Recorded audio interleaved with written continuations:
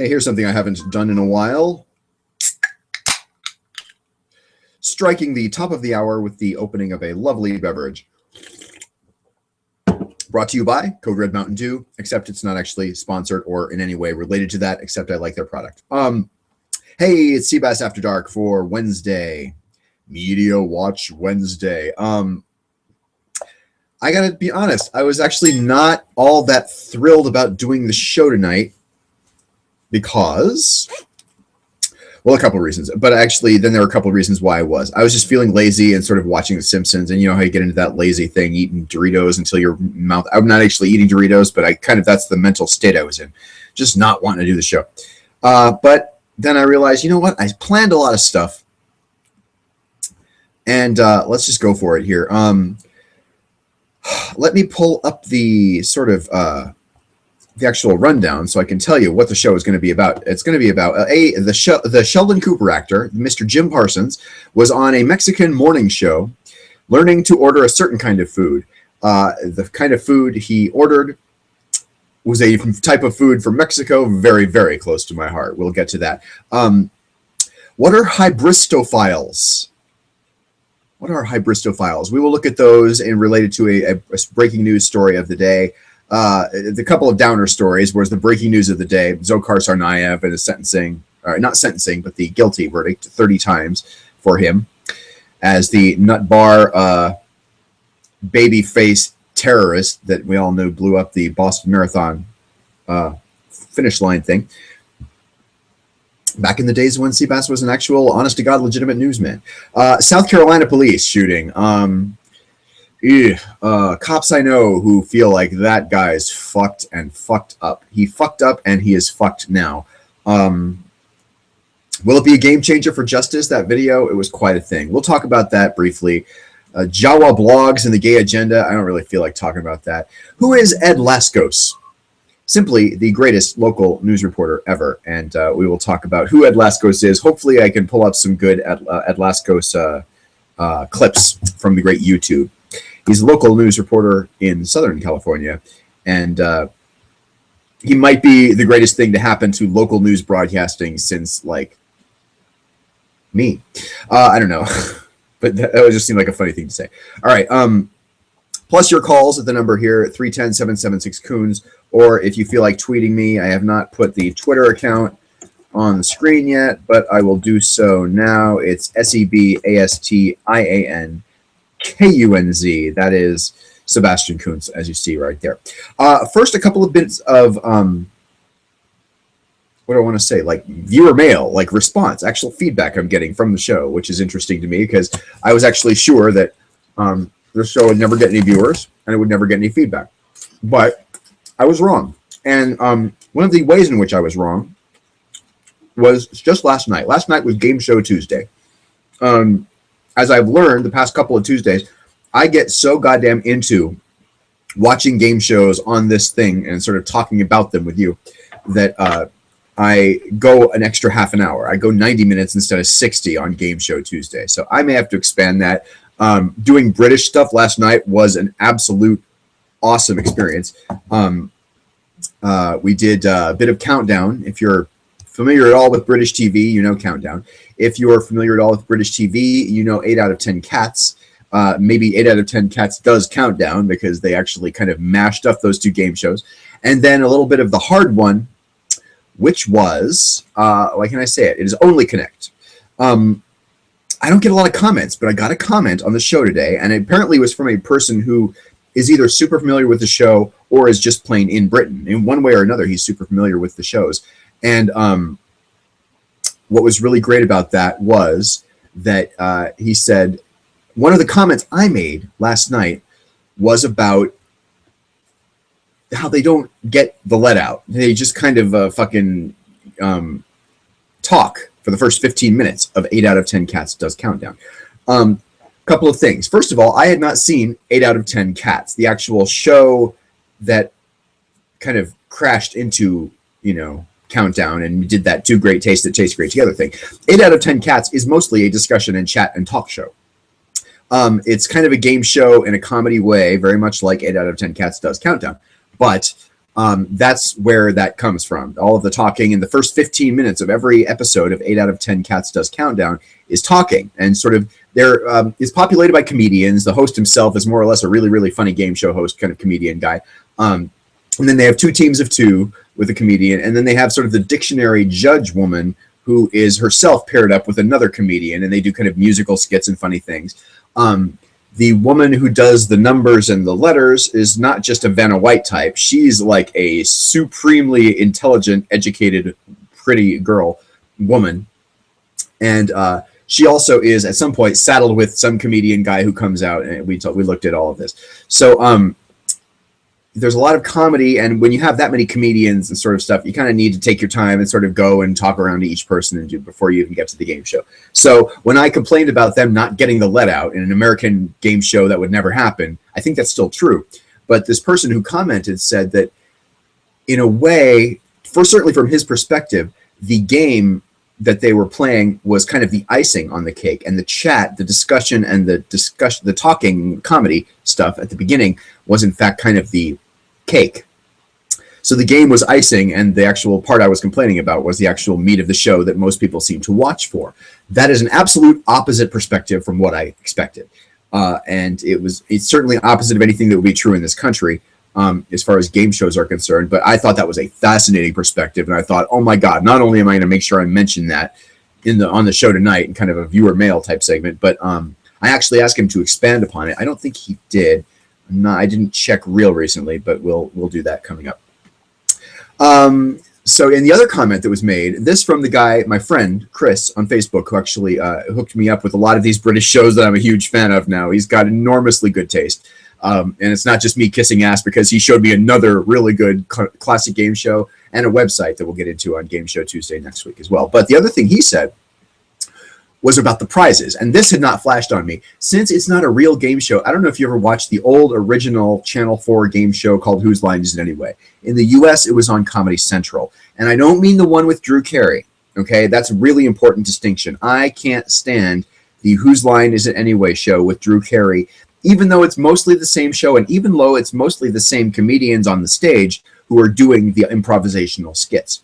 The one with Clive Anderson from Channel 4 television in England is the one that I'm a huge fan of. And it's a very British show, and something about it, coming from Britain, it's better. Now, I do hate the snobs who kind of go off on, British TV is better and American TV. I don't like that, okay? I really don't mean to be like that here, but that said, I do, honest to God, like the British version of Whose Line Is It Anyway, not just a little bit better. It's a much, much better show, okay? And again, even though the same comedians are mostly on it, and even though it's mostly the same game show with the same title and everything, it's not the same. It's very different. It's very Americanized, and something about it's just not as funny to me. In that way, I feel like... what was I trying to say? Oh, in that way, the original British show was more important to me. And if you watch the original British show, and I think even this went on to the American show, the prize was reading the credits of the show in a style of the host Clive Anderson's choosing. Okay, that's not a real prize. Here's what my friend Chris said when I told him the comment that had been made on the show last night, was that he's like, well, when you look at the prizes, of course they're going to sort of fuck around and the game becomes secondary. The prize is some kind, one of them, I don't remember which one I even watched on the show, because ever since watching this show last night, I've been kind of on an 8 out of 10 Cats Does Countdown marathon. Every spare minute I have, I'm watching 8 out of 10 Cats Does Countdown on YouTube. Downloading them the whole 9 yards. So and it's true, the prizes are like, kind of joke prizes. Almost like a zonk from the old Let's Make a Deal with Monty Hall kind of a thing. Like it's a really kind of not a prize that anybody's trying to win for. You're just kind of trying to win for bragging rights. So when you don't have money that you're playing for, when you don't have a prize that you're playing for, yes, the talking becomes kind of primary, and maybe the gameplay itself becomes secondary. That did not occur to me either. So 2 really astute comments from people who are involved with the show or watching the show or interested in the show, and I thought, God, let's start the show with a little bit of viewer mail, since I've never had the chance to do that before. And okay, that'll do it for that. But let's get on to MediaWatch Wednesday. There's some serious stuff, some weighty stuff we'll get to later. I want to start with Jim Parsons, the actor who plays Sheldon Cooper on The Big Bang Theory, going on the Mexican, I want to say Mexican television. It is a Spanish language morning show from Univision, the network.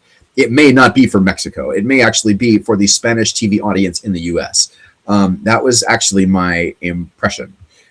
I need to sort of cut and paste the website here while I bring it up to you. Fortunately, I have it at my disposal, and we will view it here. Let's go ahead and switch over to it, and I will show you what I saw today, which really rocked my world. I thought, God, what a great sort of moment on television. Hopefully this will not get me shut down in any way. I don't think the Spanish language stuff probably is going to be... Jaime. Me llamo Jaime. Me llamo Jaime, okay. Bienvenido, Jaime. Bienvenido. Bienvenido. Me dicen, Jaime... Ay, me dicen, yo sé que me dicen, Jaime, que tienes una congoja. ¿Sabes lo que es una congoja? You know what is a congoja? Es congojo. Oh, like upset? Sí, preocupación. Porque no hablo enough español. Okay. Muy bien. Gracias. Muchas gracias. Okay, first and foremost, my reaction, sorry, pardon me, is that I want to say this. First of all, I feel good whenever anybody speaks less Spanish than me. And so, and I look up to Sheldon Cooper. Many of my students' eyes in Mexico when we were talking, because that's a very popular show in Mexico. It's on channels there, both in Spanish and in English. So very often when we would talk, I mean, first of all, the people who watched it enough and know who Sheldon Cooper is and know he's a weirdo, kind of tall, skinny, and goofy, and talks funny.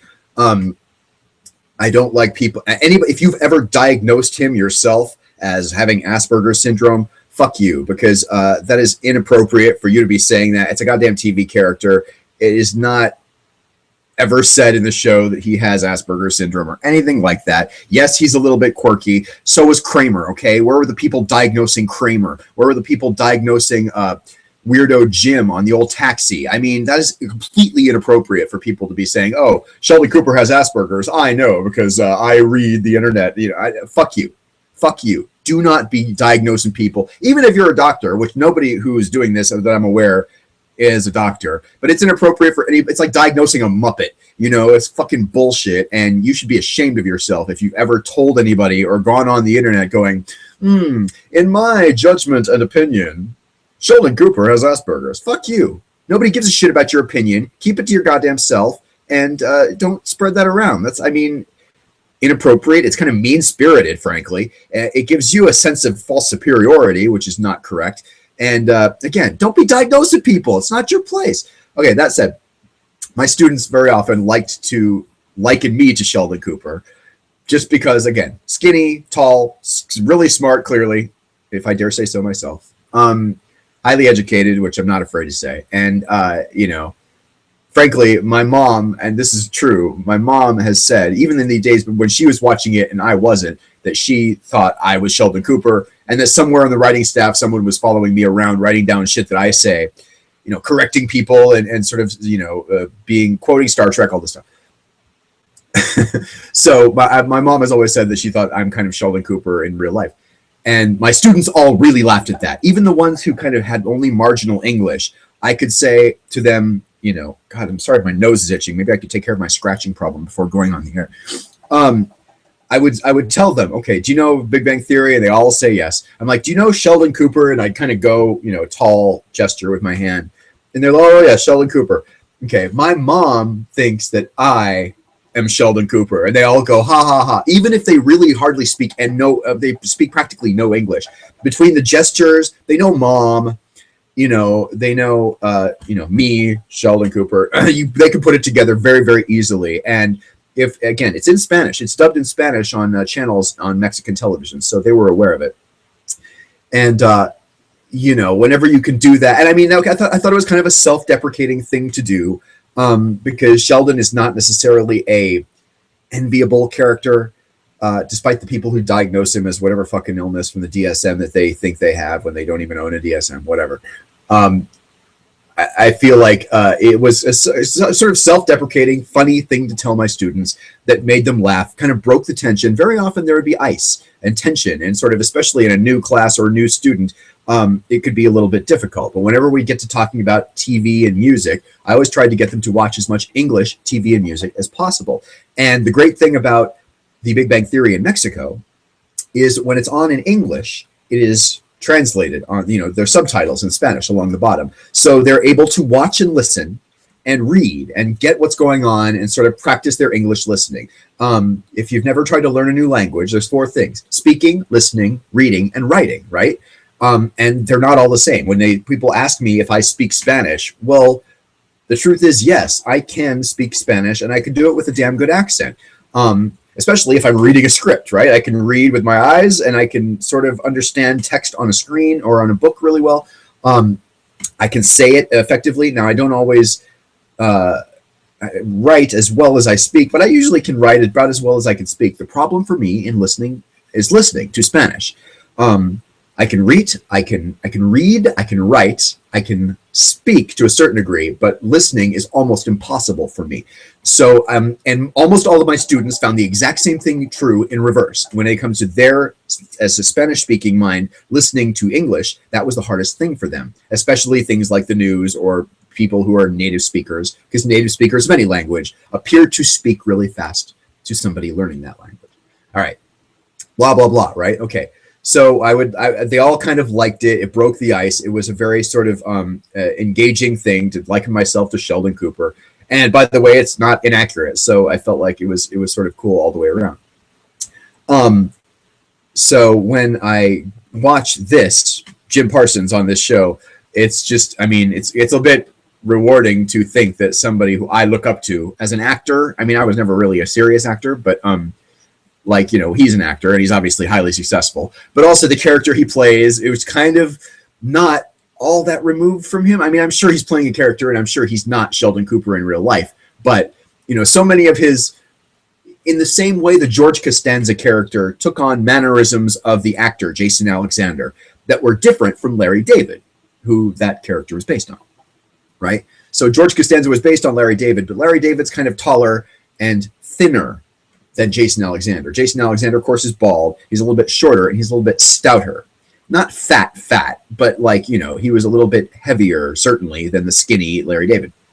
So in the same way that George Costanza kind of took on characteristics of Jason Alexander, I feel like Sheldon Cooper and Jim Parsons have, I don't care what actor you're talking about, Shatner playing Kirk, Nimoy playing Spock, and just about any actor uses some of their own physicality and some of their own mannerisms and, stuff that they come up with to create a character for a play or a TV show. And when they do that, that's when the character kind of comes alive for people very often. So I look up to Jim Parsons a lot as an actor. I wish I was him. I wish I could be a successful actor like that, which I obviously can't. And I look up to Sheldon Cooper in a number of ways. I mean, I don't aspire to be him, and I don't think most people do or would, but he's not an idiot. He's a pretty successful overall person when you look at the big picture. Got a girlfriend of many years, upper level college degree, PhD, successful scientist, got a good job, got a great apartment, family that likes him, friends who kind of not just like him, but kind of feel sorry for him to the point where they put up with a lot of his shit. That's all any of us can kind of hope for, certainly if we're weird or nerdy in any real way. So when I kind of liken myself to Sheldon Cooper, and I know people who are very pissed off about the Sheldon Cooper character being on TV at all. They don't like the show. They certainly don't like the depiction of Sheldon Cooper, because, these are people who oftentimes kind of diagnose him as Asperger's when that's bullshit, as I've said. And fuck those people not for disliking a character. Anybody can dislike any character they don't want to. Fuck the people who are diagnosing him, because that is inappropriate and uncalled for. All right. That was a long rant, but essentially I'm glad Jim Parsons doesn't speak Spanish as much as me. Back to the video I want to show you, because what I wanted you to pay attention to in particular is the food they have him practice ordering. I've talked about it before. Let's switch over to it here and see if you can pick up on it. I'll try not to talk much and try not to interrupt it anymore. Yeah, I say that a lot though. ¿Y cuál es tu congoja? Wait a second. God dang it. This goddamn Google software just switched the camera to me when I wanted it to switch to the Sheldon Cooper video. I apologize on behalf of the Google coders. Okay. Back to this here. That I will sound stupid speaking Spanish. He's worried about sounding stupid. Oh, I don't know. All right, one last little note. I'm not going to bring the camera back to me for this, but those two people on the right, sort of the audience, like, I guess they're kind of, guiding the audience or sort of, causing the audience to react. They're very funny. Keep an eye on those two people on the right. Okay. Y entonces quieres que yo, el profesor sabiondo, te diga algunas frases, algunas palabras en español. Phrases and words in Spanish. One of the greater honors of my life. So it looks like Sheldon is actually, or Jim here is actually listening pretty well, better than me in some ways.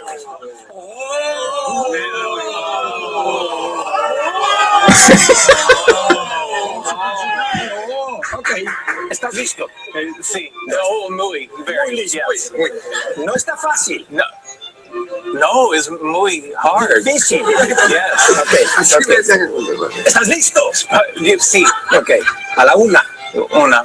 A las dos. A dos. Y a las tres. ¿Estás listo? Sí. Oh, okay. Frases. ¿Estás en Miami? Yeah. Okay, that's what he said. They're in Miami, in case you missed that. Restaurante. Oh, okay. Cochina. Un restaurante a comer. Comer. Not comer. I'm not going to cook. I'm going to eat. Yes. Okay. Okay. Y entonces tienes que decir estas frases que yo te voy a enseñar. Okay. Okay. Okay. Quiero un...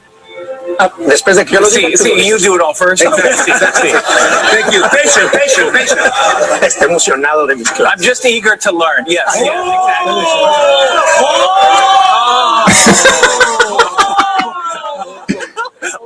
Quiero un taco de cochinita pibil. I can't even say that. Okay.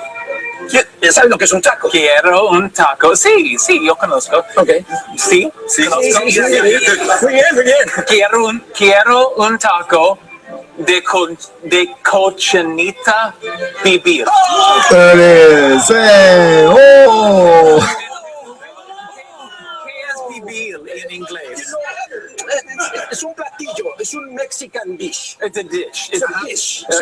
Okay. It's a way to cook it. It's a way to cook it, so it's not an ingredient. It's a way to do it. ¿Es cochinito? Sí, no. Pig. What do you do with Pig. Oh! ¿Y por qué le haces así? Porque Yeah, sabiendo esto un poco cochino. Sí, okay.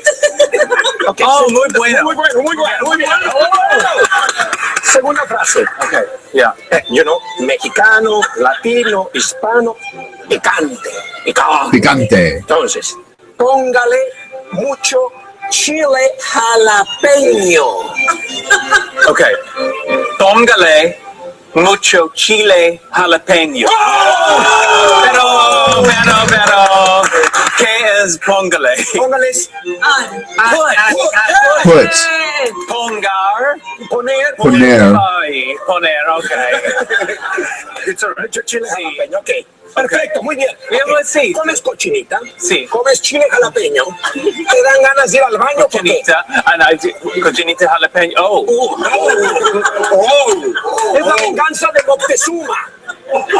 On TV. Restaurante. Oh, we're going to find a bathroom. Okay. Entonces, ¿dónde está el baño? Es pregunta, es question. Yes, yeah. I Me see the duele question. la barriga. Me duele la barriga. Ok, con calma. So, ¿dónde ¿Barriga? está el baño? Me duele la barriga. Barriga. Is that like stomach or like gut?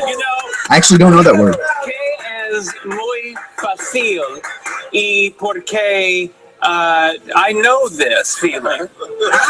He knows this feeling. ¿Conoces el sentimiento? Barriga.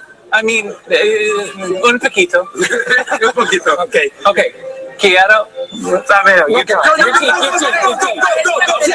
Well, you've done so well, I understand that. Quiero bailar un merenguito. Oh, Jesus. Quiero bailar un merenguito. All right, so this is good stuff. Dance the merengue?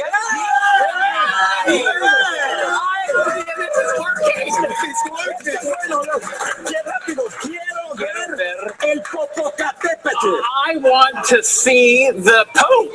No! Oh, the volcano. Well, it depends on the Pope. Papa Noel, Popocatépetl. Popocatépetl is not in Canada, rather in Mexico. It's a whole vocalist. Oh my god. Oh, that's fucking brilliant. I'm sorry. There's 40 more seconds or so, I guess, but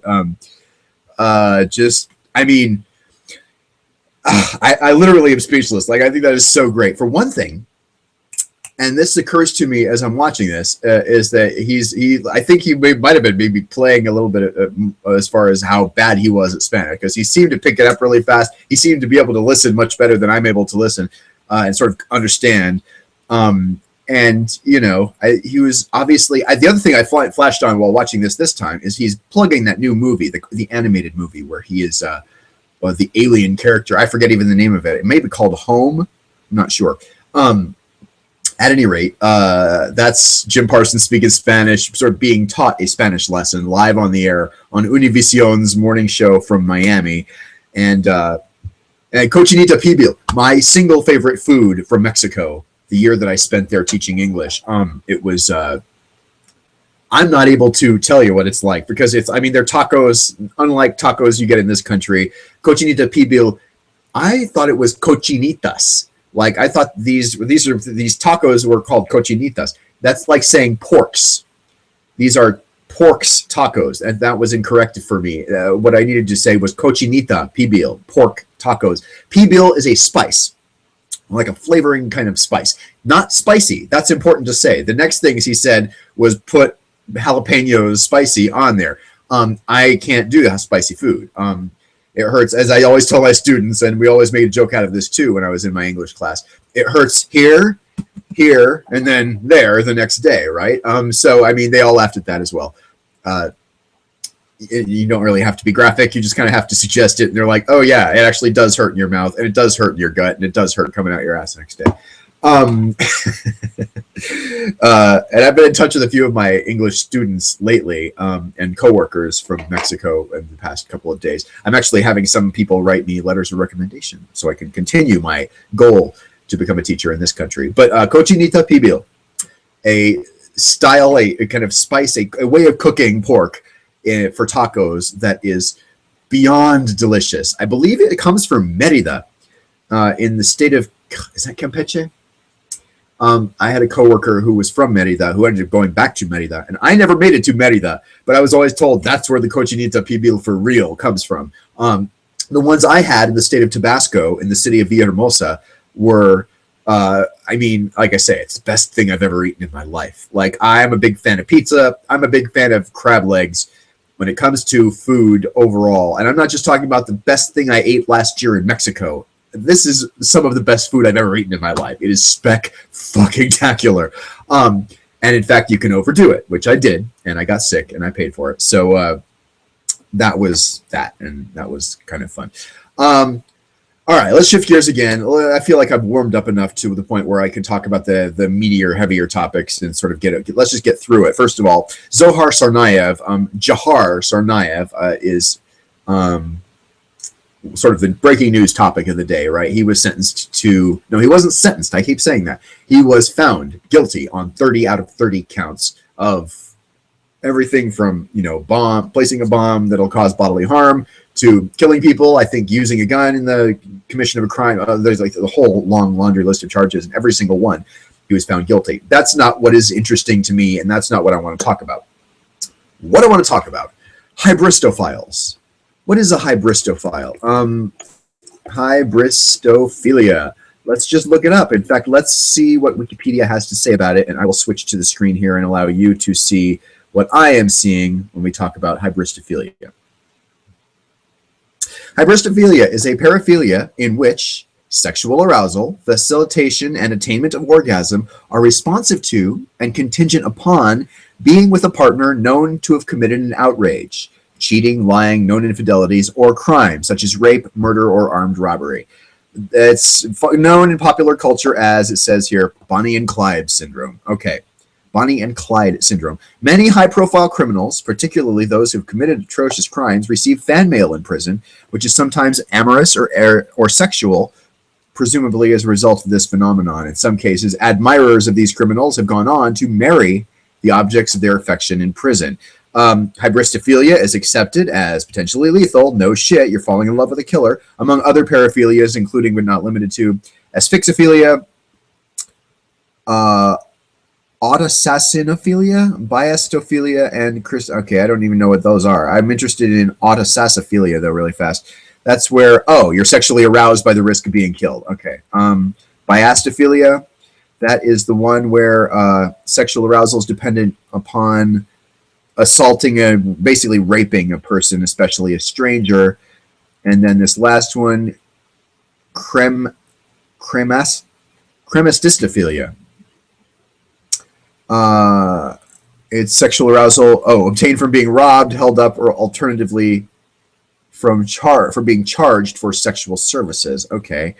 So there's a couple of different things. But okay, essentially, Hybristophiles are the ones who are groupies. Bonnie and Clyde syndrome, groupies, right? So Zohar Tsarnaev, and I've known this for some time, I've reported on it, because he's got kind of the baby face, right?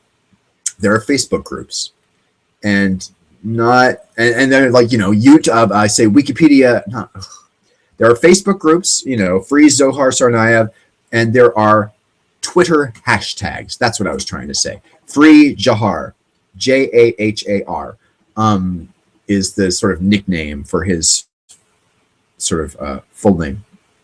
And the hashtag Free Jahar for a long time was being sort of tweeted by obviously these little girls who don't know any better, who haven't had, much experience in the world, just see his baby face and go, oh, like a One Direction poster.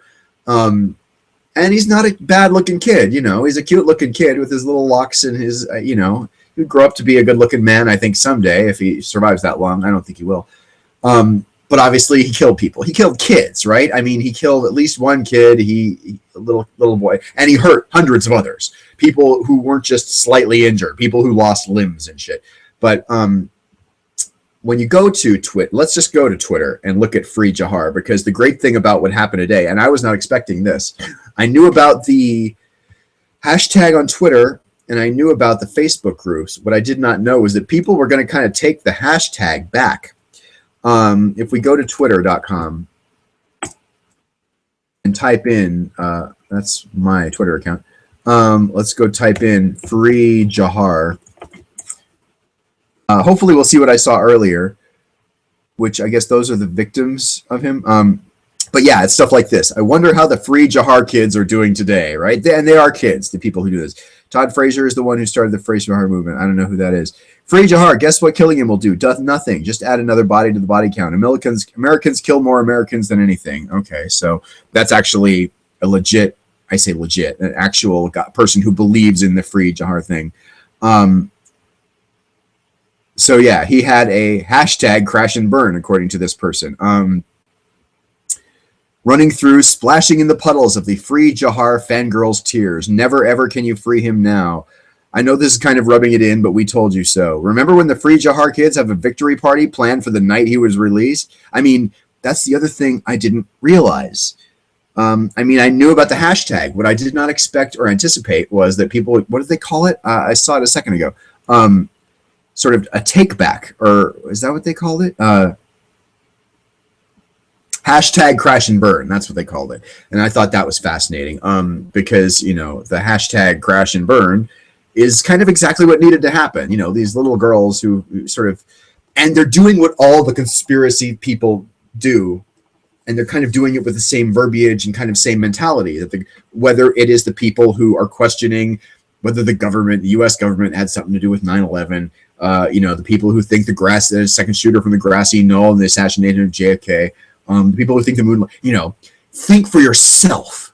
don't just believe what the media tells you. They're all on that same fucking bandwagon, right? And frankly, it bores me to the point where, I mean, it's not even mildly interesting anymore. It is so sort of pathetic and weak and, I mean, sad in a way, I suppose, but like, it's just really, I mean, I really don't even know what to say about it because it's just like so pathetic and stupid. Like, oh, how could he possibly have killed a crime? He's so cute, right? Here we go. Tsarnaev innocence claims.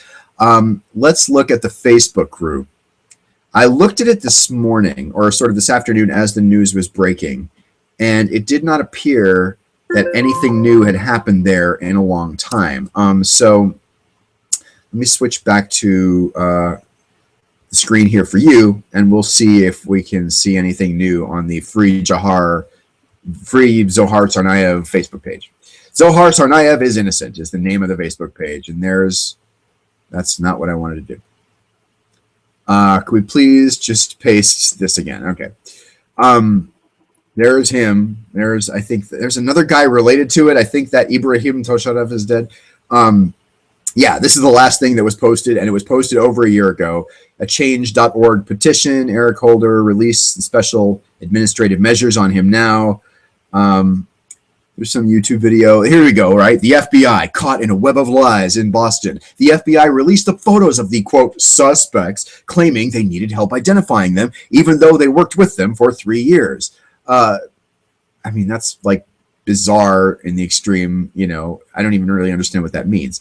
What are the comments on this? Okay, here we go. This person says, so what? What difference at this point does it make that America does not know who really did it and pinning it on them just like they will do to you? To the lawmaker, attorney general, please stop abuse and torture. Zohar Tsarnaev is just an innocent college student. Please be fairly to him. Whatever, those dudes are guiltier than guilty. Either, if you believe otherwise, you're either willfully ignorant or just plain ignorant or a terrorist. An innocent person's life. I don't think it's possible to find the truth, let alone know the real truth in America these days. So much deception and outright false facts. I'm not sure which side this person is on. In the past 70-some years, it's really sickening. Anybody with 100% confidence in the government or the equally corrupt media is a fool. The population is being used like cannon fodder and just can't see it, even though it's right there in front of their eyes. Horrible situation. Again, I mean, this is just people talking out their ass, literally. Like there's not even really a rational context to it. You know, so much so that it's like to try and read it and to try to read logic into it. Oh, and here's the other one I kind of noted earlier today that I wanted to bring to sort of the audience's attention, because this is sort of the kind of, I mean, it's like the moon landing thing where they're like, look at that rock. Look, there's no stars in the sky. You know, they look at photos of things and go, aha, as though they're sort of uncovering evidence when in fact they're either sort of, I mean, reinforcing actual evidence or, you know, just sort of talking out their ass, like I said. What I want to focus on here is the photo that I can't quite seem to maximize here. But what that says is second bomb suspects. Who are the women in glasses? And there's a circle there, you know, plastic bag cover. Like they're, you know, they literally take photos of regular, you know, people, or it's like the photo where Zohar Tsarnaev is seen in the background and going, oh, who's these other people? We don't know who they are. And this person, Arthur Green on the Facebook, who's this? Who's that? Maybe a couple of the 20,000 plus innocent people who came out that day to watch the marathon. Stop asking stupid questions and face reality. Face that this shitbag is a murderer of many people, including a 10-year-old child. But he's so cute. He makes my special parts tingle, so he must be innocent. You're all fools and hoes only because you think he is so handsome and cute. You know, and it goes on and on. Well, okay, so then this person, who's a guy, Michael Iselord, says, fuck off, Arthur, use public mainstream. I'm pretty sure they share the same opinion than you, but leave us our small space for the people who don't eat every fuck they get feeded with by public media and corrupt governments. Don't worry, he's innocent. The U.S. media is corrupt and makes up lies to get to the Arabs, Iranians, Persians, Afghans, Chechens, Russians, Chinese, Communist Koreans, hated by the world. I'm fed up with the U.S. government. Zohar Tsarnaev is innocent. Just leave the poor guy alone. He deserves another chance in life due to the fact that Chechnya suffers from civil wars. All right. Again, logic that is not even logic. It is just, he deserves another chance because Chechnya has wars. Here's the one I was talking about. Are you scared to think on your own? This Brandy Sabarwal actually goes after this Arthur Green guy, and in a ad hominem, very ad hominem kind of obscene way. Seems to me you know a lot about prison life. Had your rear door slammed a few times, you dumb fuck. It's ignorant, closed-minded dumb fucks that know nothing but what's been told to them that causes innocent people to get blamed for shit. I mean, looks have nothing to do with it. They were set up, period. Another Chechen terrorist, you people that support this terrorist, the scum of the earth. So I am heartened in some ways that not everybody, bites into what they're saying. And even the people on this site are sort of trying to, I don't know. Here's the thing. I think they're trying to fix people or sort of correct people, what people are thinking. But I mean, obviously they're kind of tilting at a windmill they'll never be able to affect. And it's pathetic and sad. I mean, the people who believe, I've talked about the fucking conspiracy theory bullshit before when it comes to 9/11 and how I've smacked people down for their thermite bullshit about 9/11. And, or the one that happened recently where I fucking slammed somebody down because they said the German Wings pilot was converting to Islam. And I saw it on the news. I don't remember which news site it was. Yeah, it turns out it was one of those fucking news sites like the Inquirer is a news site, one of those pages that is not worth wiping your ass with if it were on paper. Even though it's not on paper, you still don't want to wipe your ass with it because then you have, messed up your tablet. But stupid joke. But again, the people who just believe anything they read on the internet or just see a picture and think they know, or, automatically believe all media is corrupt, all government is corrupt, and they're trying to hurt people. I've been in the media a long time, and I don't even know two people who agree with each other on things, much less, all conspiring together. They can't agree on what to have on a pizza in the newsroom, much less agree on a Illuminati kind of brain track to make people. I don't even know. Like, I literally is so foreign to me, I can't even grasp what the conspiracy people are saying.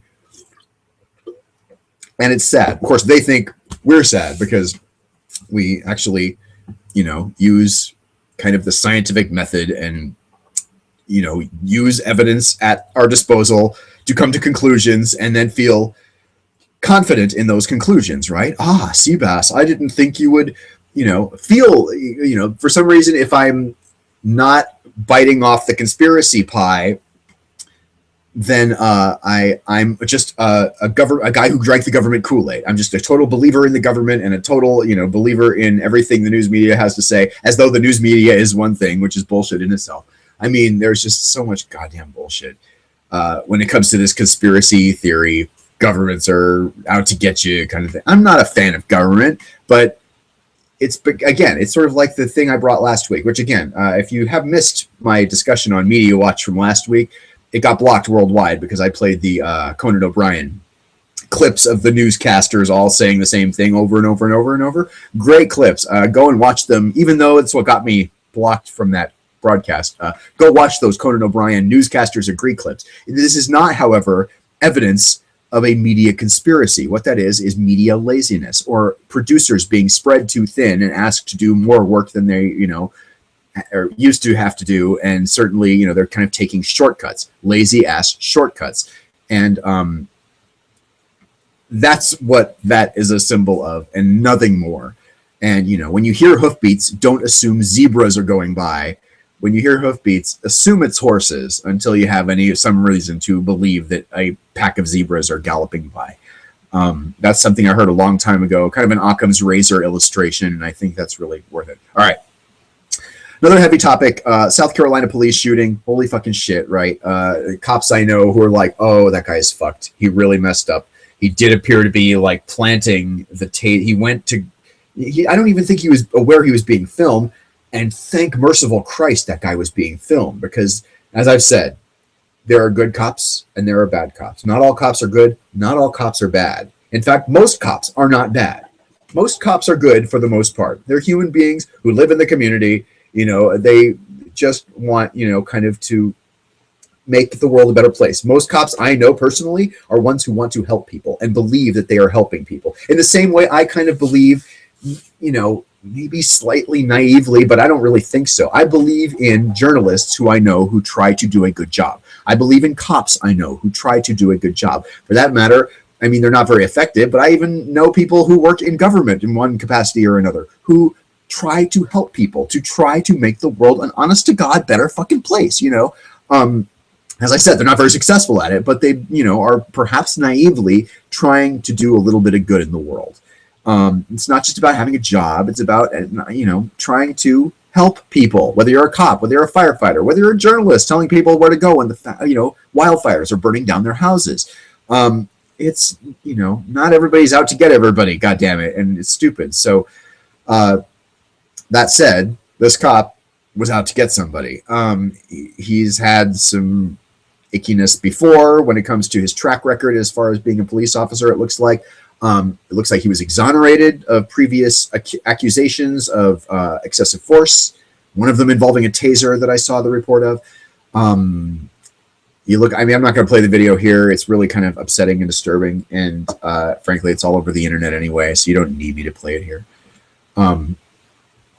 But I saw the NBC Nightly News interview tonight with the guy who shot it, who couldn't believe his eyes. Think about that. Here's one of the first things he admits, and I believe this is true. There was a bit of a scuffle before the video started rolling. So we can see in the video that the suspect did not grab for the guy's taser, the cop's taser, while the video was recording. But we didn't see the entire thing. There's something happened before that probably, brought to you by Belch Beer.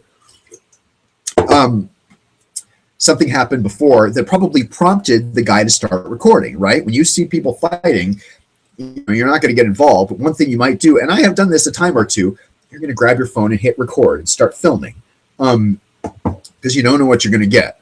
And in this case, it was a black guy and a white cop, struggling, scuffling.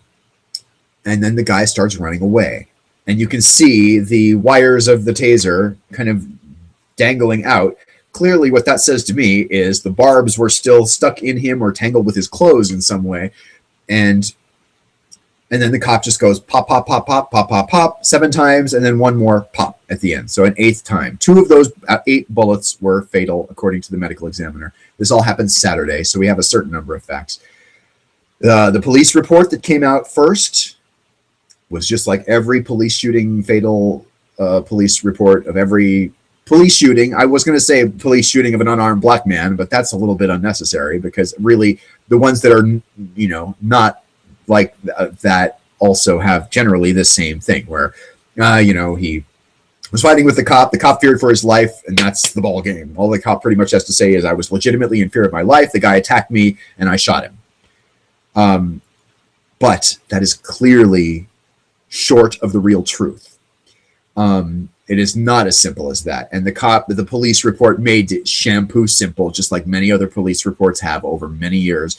And it makes you think, and I frankly have wondered this a long time, what if it wasn't as simple as that? I've wondered this in accusations about people who are accused of like abusing children or something like that. What if somebody wanted to destroy somebody else's life? And all you really need to do is be accused of something like child molestation.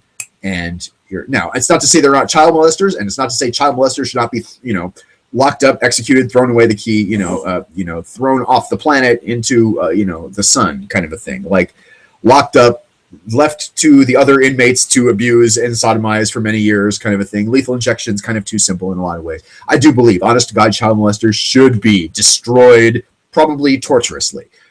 But I do think it's possible. And I mean, not just child molestation, but there's suspects of all types that have been like rape suspects, for instance. All you kind of have to do is be accused of rape and you can get fired from your job, right? Your friends and family will stop talking to you. You might not be able to get a new job. And then DNA evidence years later, sometimes 39, 40 years later, right as you're about to be released from jail on rape charges from 40 years ago, suddenly exonerate you. They can prove, with statistical reliability that is 1 in 300 million that you did not rape that person. And now your life is ruined.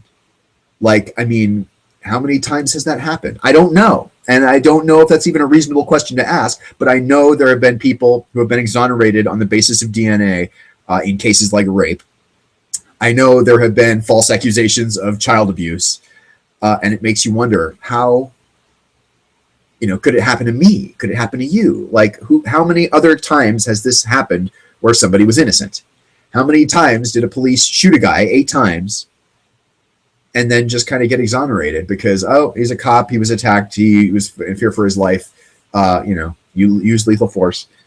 Even if the guy was running away. From what I read, according to the Supreme Court, you are allowed to shoot a fleeing suspect if you believe the guy poses an imminent threat to you or other people.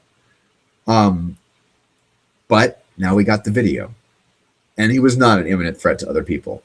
He did not pick up the taser and have it to threaten to use on other people. He was running away, and not even very fast. That was the other observation I overheard somebody say, was he was not running very fast. I could have caught him, and I can't run fast worth a fuck. So it's like, God, thank God for that video.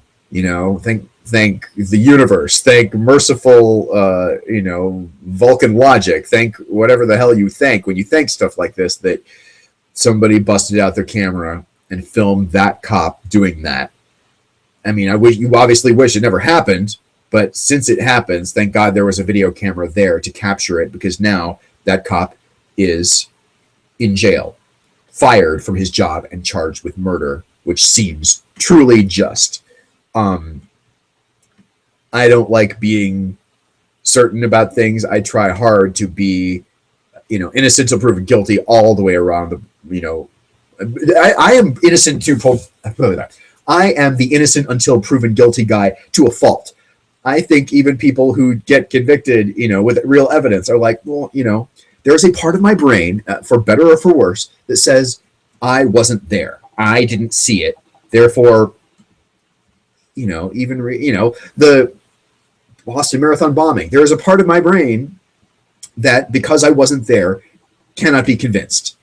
Now, fortunately, the other part of my brain overrides it, and I am convinced through the video and through witness accounts, through everything else, that verdict that came down today, those 30 guilty verdicts, were just and were proper and were right and were, those jurors did the right thing. And in my conscious, real mind, I think that. But there's a part of my brain that's like, but you weren't there.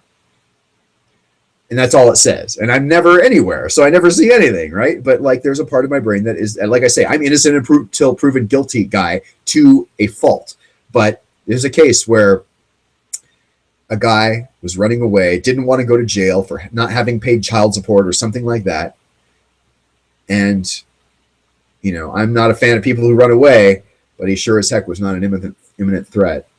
Okay? And so he wasn't running that fast. He was like not even a young guy, he was not an 18-year-old black kid. This was like a 49, 50-year-old adult. And we all know 49, 50, I'm about to turn a pretty serious age myself. So you can't run as fast as you could when you were younger, right?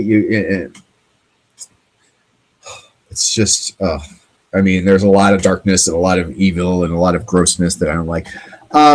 I would rather save the Ed Laskos stuff for another night, so maybe we'll do it tomorrow night when I'm sort of feeling a little more chipper and a little bit happier. Ed Laskos is a local news reporter who you wish was doing your local news in your hometown. He's fucking spectacular. He works for Channel 11 in Phoenix. Turns out that's the Fox affiliate. I'm sorry, not Phoenix, Los Angeles. What am I saying? Blah, blah, blah. Not Phoenix, Los Angeles. Fox 11 in Los Angeles. Now, he's not a Fox News guy, okay? I didn't say, I said Channel 11 in LA specifically that way, because when you say Fox News, people go, oh, he's Fox News, fuck that. He's not one of those Fox News people, okay? He's a local reporter, and I've always said this. The Fox News people on Fox News Channel are full of shit and are not news people. They're not journalists. They're, like Rush Limbaugh, they're essentially circus clowns doing entertainment and political commentary disguised as news on a channel that has news in the title, with the slogan is fair and balanced, when we all know that's complete, utter bullshit. On the local level, however, many of the local stations, whether they are Fox News radio affiliates or Fox News television affiliates, are honest to God, true journalists, true local reporters, just like I used to be, who really honestly try to do a good job every day. Try to tell people a compelling story, an interesting story, a relevant and important to their life story. And Ed Laskos is one of the good ones, maybe. In fact, he's not one of the good ones. He's one of the best ones. Like, he's so good. And so I'm going to leave it at that, and we'll talk about that tomorrow night. There were a couple of other things I thought I wanted to wrap it up with here. I wanted to do more funny porn titles. I think I'm going to save that for tomorrow, too. We'll talk about marijuana tourism, continuing to drive travel to Denver, even though nearby states to Colorado, or like I think Oklahoma is one of them, maybe Kansas, are suing the state of Colorado, saying that they're having increased drug offenses because pot's legal in Colorado, and people are just going to Colorado, buying pot, and then coming back across the border and getting caught with it. Now there's more crime for marijuana, which we all know is bullshit. Here's what we'll end on. The Geico commercials that freeze. One came up the other night by accident. And, when the ads just sometimes come up on YouTube. Let's see here. Okay, here we go. We'll look at the BuzzFeed article. We won't actually let Geico sort of have their ad be. Well, maybe we'll play one of them just for shits and giggles. But this is not in any way sponsored by Geico. This is just kind of a funny way to end. Do you remember the TV sitcom? It was called Police Squad.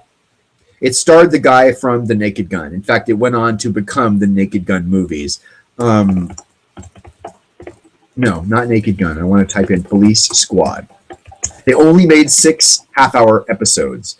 And what I want to look at is the closing credits. That's all I want to play. Hopefully this will not get me shut down or get the broadcast blocked worldwide because I'm playing a piece of this. But watch this first, and then you'll see why I'm likening it to this. The Police Squad end titles. This is how the Police Squad show finished. No, the other side. I love that joke. You know, Frank, there's one thing I still don't understand. Now, how did you know that the money Sally gave to Dr. Zabatsky wasn't traceable? I didn't. But neither did Sally.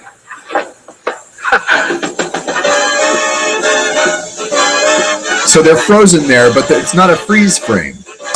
What this is parodying is other cop shows where, and as we all know, the credits play over a frozen still frame of the scene that was being acted by the actors. These guys are pretending to be frozen so the credits can roll, and I mean they do it to hilarious and kind of silly extremes, but that was the hallmark of this show. It was hilarious beyond. It was like Airplane. If you know Airplane, you know what I'm talking about.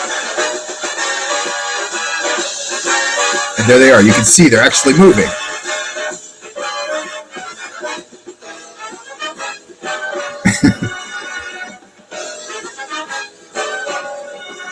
Be sure to tune in next week for another exciting story from the files of Police Squad. One of the greatest shows from ABC television in the early 80s. So then we come to this BuzzFeed article. Geico's unskippable ad is strange and hilariously clever. Let's look at this one. Don't thank me. Thank the savings. You can't skip this Geico ad because it's already over. Geico. 15 minutes could save you 15% or more on car insurance. So they usually has to play for 5 to 15 seconds, and they're frozen there. But the dog's not frozen because you can't make a dog freeze like that. And so by the time it gets to 15, the talking part of the ad is literally over. And this is the future of advertising right here, my friends. An ad that is so funny, quirky, or weird in a way that you got to watch it. Like, you're actually interested in watching the commercial.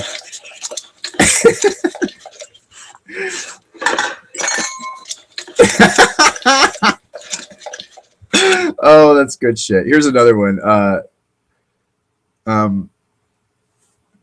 And so, yeah, here's the other one I wanted to say. This is actually similar to the one we watched, the part of Police Squad we watched.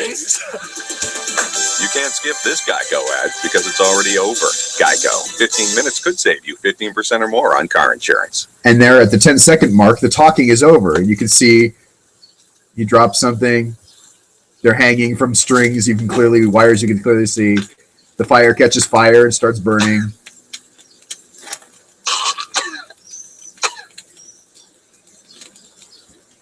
All right, so you get the idea, right? As I said, MediaWatch Wednesday is closing out on a funny note because that's the future of advertising, right? Whether it's TiVo, whether it's the internet, we can usually skip ads in one way or another. And in fact, I was able to skip most of that Geico ad the other night when it came up by accident on my show. But that's the thing, is it's sort of so quirky. I love that approach. You can't skip this Geico ad because it's already over. Geico, and that's funny as hell, right? That's a smart, funny, very modern approach to advertising, skipping of advertising, and fast forwarding past it and so on. I think it's very well done. I got to say, I'm not a Geico customer, but I kind of wish I was because those commercials are clever as hell. It is 11 o'clock on the west coast of the United States. It's 060 OGMT. I'm going to wrap it up. We will see you tomorrow night for kind of the anything free-for-all Thursday night right here on cBasAfterDark. Make it a great Thursday, everybody, and good night.